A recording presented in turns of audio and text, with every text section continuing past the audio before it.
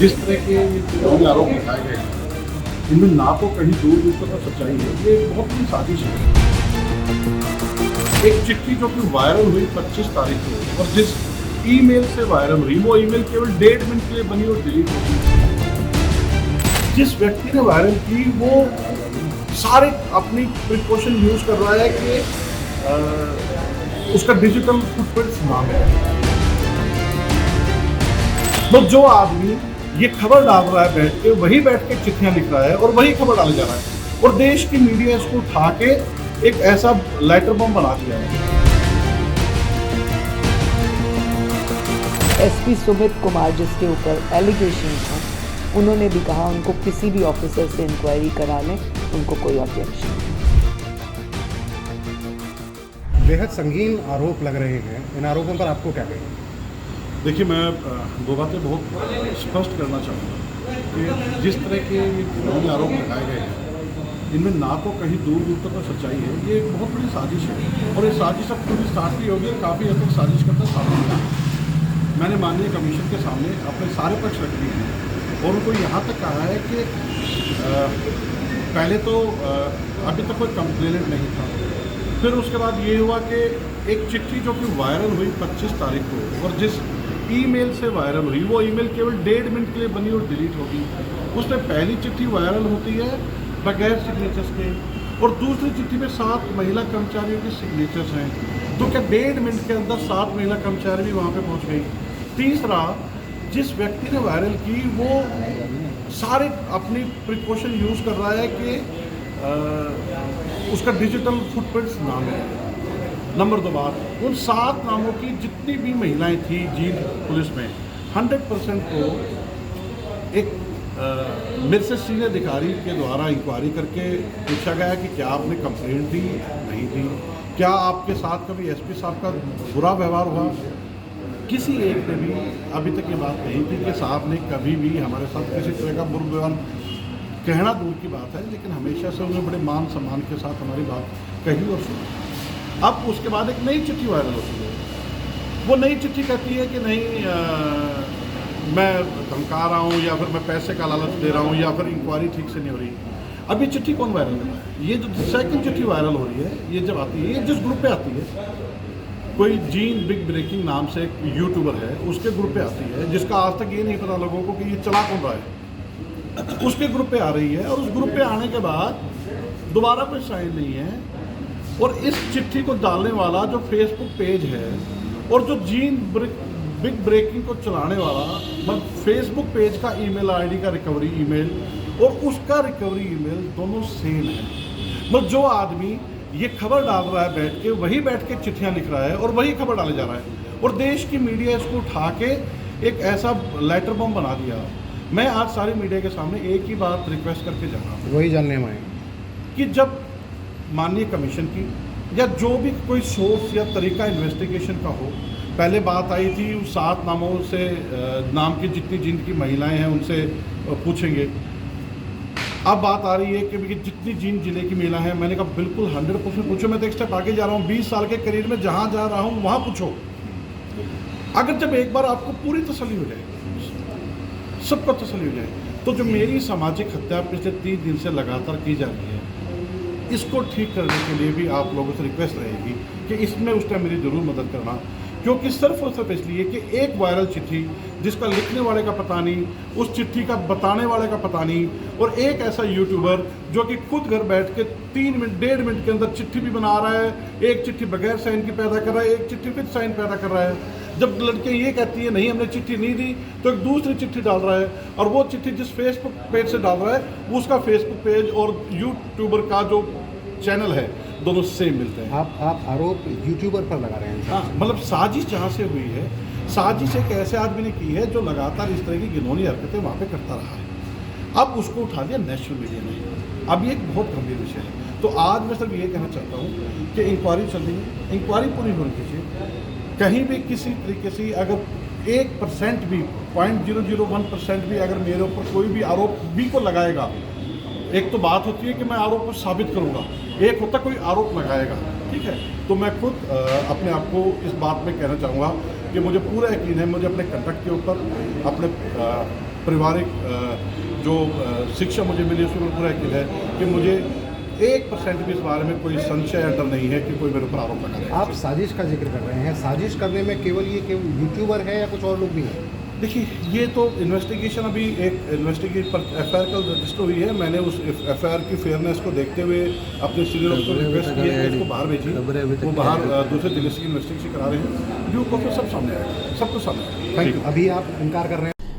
आज हमने इस केस के संदर्भ में एसपी जींद को तलब किया था फरीदाबाद वाले अपने कार्यालय में। वो पहुँचे और उनसे गहराई से कई विषयों पर बातचीत हुई। प्रश्न पहला सबसे हमारा ये था कि आपके ऊपर पिन पॉइंट क्यों हुआ, कोई ऐसी खास बात जो महिला अधिकारियों के साथ, कर्मचारियों के साथ आपकी रही हो, या किसी विषय पर अनबन हो, या कोई ऐसा पॉइंट। इन सब बातों को बताते हुए उन्होंने क्लियर किया कि पर्टिकुलर एक भी इस नाम की महिला से वो पर्सनली ना मिले हैं, ना उनकी फ़ोन में कभी नंबर है। इवन उनकी एसएचओ डीएसपी से भी कोई ऐसी रेगुलर बात नहीं रहती इन विषयों पर। परंतु ये लेटर किसने लिखा, ये क्या हुआ, ये कल शाम को थोड़ा सा जो निकला है कि कोई यूट्यूबर है जिसने 1.5 मिनट के अंदर 2 मेल्स जो है इस तरह की हैं, और उन 2 मेल्स में करने के बाद उन्होंने उस मेल आईडी को हटा दिया। तो ये एक बहुत सोचने का विषय है कि ये कौन इस तरह से पुलिस के खिलाफ, पुलिस को इस्तेमाल करने की कार्रवाई कर रहा है। ये पुलिस के लिए एक और भी बड़ा चैलेंज है। आपके माध्यम से मैं डीजीपी साहब से निवेदन करूंगी कि इसके ऊपर गहराई से जांच करें कि इस मेल के पीछे क्या मोटिव है, ये मेल कौन कर रहा है। जो उसमें है rani.com करके मेल, वो चेक किया जाए कौन से ज़िले से, कहाँ से, किस एरिया से हुआ, उस व्यक्ति को भी तुरंत प्रभाव से पकड़ा जाए ताकि मामला और क्लियर हो सके कि वो महिलाएं कौन हैं जिनके उसने नाम दिए। क्योंकि ताज्जुब की बात ये है कि एक लेटर में 5-7 महिलाओं के नाम हैं और दूसरी लेटर 1.5 मिनट के अंदर है जिसमें किसी भी महिला का नाम नहीं है, जिसमें ये लिखा है कि वो एसपी अब पैर पड़ रहा है, माफ़ी मांग रहा है और अपनी गलती एक्सेप्ट कर रहा है and blah blah whatever. So the police should take a fair inquiry on this particular subject also, because this is very important. Who is that person who is mailing from a fake mail ID and closing the mail ID? Why he is doing this? वो किसके anti है? SP के anti है, महिला अधिकारियों के anti है, क्या मामला है? ये विषय जब सामने आएगा तो इससे पता लगेगा कि महिलाएं कौन हैं। और एक जो उन्होंने 5 अधिकारी अपनी महिलाओं के नाम बताए, जिसको मैं डिस्क्लोज़ नहीं करना चाहूँगी, हम उनको 7 नवंबर की डेट दे रहे हैं क्योंकि 4 दिन का त्यौहार है। ये सब हो जाने के बाद 7 नवंबर की हम उनको फरीदाबाद की ही डेट देंगे। हम उनसे पूछताछ करेंगे कि उनका डिपार्टमेंट में ऐसी क्या बात थी, और वो अपने बयान दर्ज करें हमें। क्या उनका पर्सनल कुछ एसपी से जानकारी, कोई विषय, कोई नाराज़गी, कोई खिलाफत, कुछ ऐसा था तो वो सामने आएगा। तो ये 2 विषय जब सामने क्लियर हो जाएंगे, मैं उम्मीद करती हूँ कि दूध का दूध, पानी का पानी होगा। और कमीशन बाध्य है इस बात के लिए कि अगर कोई बेटी हरियाणा की देश के किसी भी कोने में, दुनिया के किसी भी कोने में प्रताड़ित है, परेशान है, कमीशन बाध्य है उसकी मदद करने के लिए। हम हर तरह से आउट ऑफ द वे भी जाकर उसकी मदद करने को तैयार हैं, बशर्ते वो शिकायत जायज़ और जेन्युइन हो। महिला अपने आईओ जो है उनको भी कोई बात हुई है उनसे? आस्था मोदी इस केस की आईओ हैं जो कि एसपी फतेहाबाद हैं। उनसे मेरी अभी वीडियो कॉन्फ्रेंस हुई। उन्होंने मुझे बताया कि 40 महिलाओं की वो पूछताछ कर चुकी हैं अब तक, शाम तक कुछ अन्य महिलाओं की कर लेंगे, क्योंकि एसपी जिसके ऊपर ये एलिगेशन है उन्होंने फ्री इंक्वायरी छोड़ने की बात कह दी है कि किसी भी तरीके से, किसी भी एंगल से, किसी भी अधिकारी से, प्रदेश के या बिना किसी और प्रदेश के अधिकारी से आप कराना चाहें आप करा सकते हैं। मैं इसमें कोई कंप्लेन नहीं करूँगा। और इसलिए जो 19 महिलाएं पहले इंक्वायरी की गई, जिनसे पूछताछ की गई, जिनके सिमिलर नेम थे जो जींद में ट्रांसफर्ड हैं, उन्होंने मना किया।